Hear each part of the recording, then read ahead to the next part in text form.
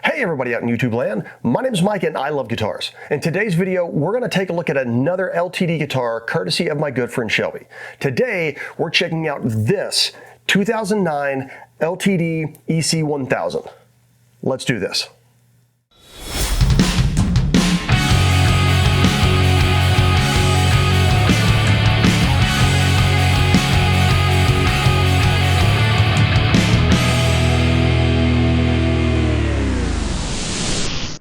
Disclaimer! Disclaimer! Disclaimer.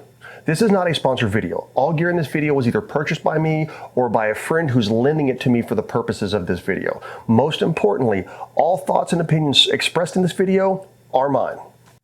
Anyone who spent any amount of time on my channel will know that I love a good Les Paul style single cut. With that in mind, when Shelby asked me to check out an LTD EC1000 he's been working on, I was more than happy to agree.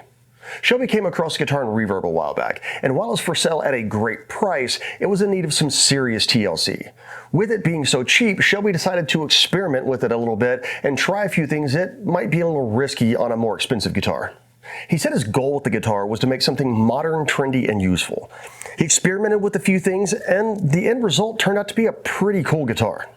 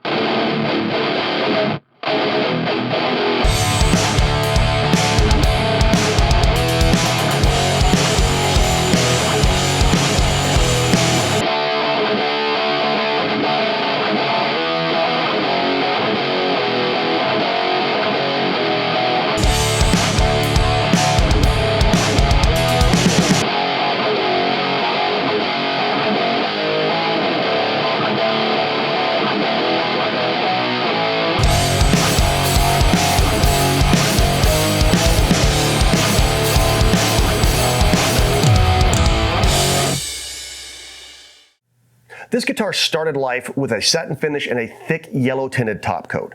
By the time it ended up in Shelby's hands, the finish had an entire collection of scratches, dings, and other imperfections that just happen over time. After stripping all the hardware off the guitar, he began work on repairing the finish. On the back, some of the dings and scratches were so deep that he took the entire back down to bare wood. He decided to shave the neck down a little to make the factory thin C shape even thinner. He also contoured the heel just a little to make the neck to body transition feel much smoother. With the back and neck finish removed, you can clearly see the 5-piece body and 3-piece neck, and the flame on the back of the neck is particularly pretty to look at. I personally really like how the 3-piece neck and headstock volute are very reminiscent of Norland era Gibsons, considering the fact that cloning Norland Gibsons is a big part of how ESP got started.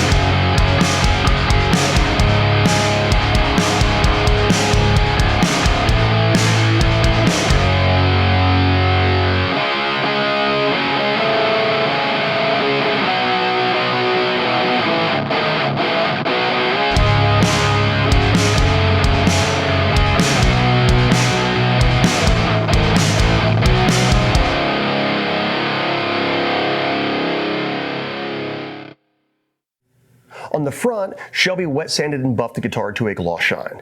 There was one ding that was so deep that he ended up going through the finish to the wood, but that's a very small imperfection that really doesn't take away from the overall visual look of the guitar. Finally, he scraped the binding all the way around to get rid of the yellow tint. When he first got the guitar, it had an EMG pickup in the bridge and nothing but a blank cover in the neck. He replaced the EMG with a Seymour Duncan JB and added a Seymour Duncan Jazz to the neck position. He changed the control layout, opting to drop the tone knob in favor of a momentary kill switch and 2 volume knobs. Both volume knobs have push-pull pots for coil splitting and greater tonal flexibility.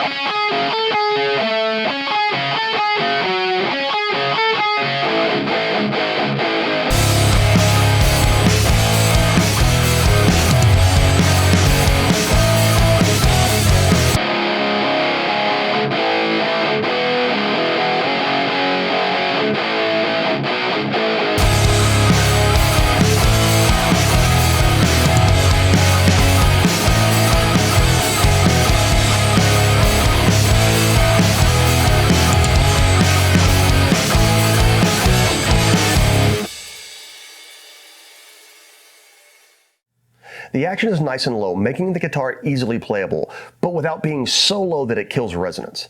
Shelby also gave the frets his usual ball-end dressing, and that, combined with the shaved-down neck and low action, makes this guitar extremely comfortable to play. Shelby even added a very nice strap from Couch Guitar Straps. Their straps are not only high quality and awesome looking, but they're also made from repurposed audio interior vinyl. The white stripe on the strap really sets off the white binding and is just a perfect visual finishing touch for the guitar.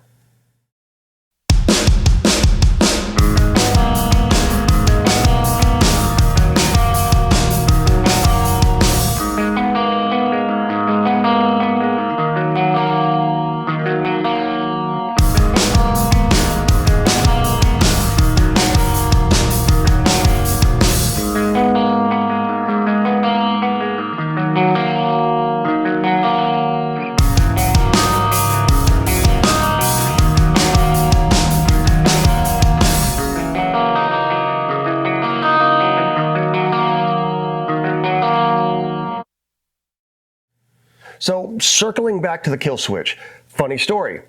I've been using the toggle switch and volume knobs on my Les Paul for literally decades to get the exact same kind of stuttering effect that you get from this sort of momentary kill switch. So I really wanted to do an audio demo using it. But then when I started messing around with the kill switch, I noticed something. I suck with kill switches. You see, when you're using a toggle switch to cut the volume on a guitar, down is on and up is off. But with a kill switch, it's actually the exact opposite. Down is off and up is on.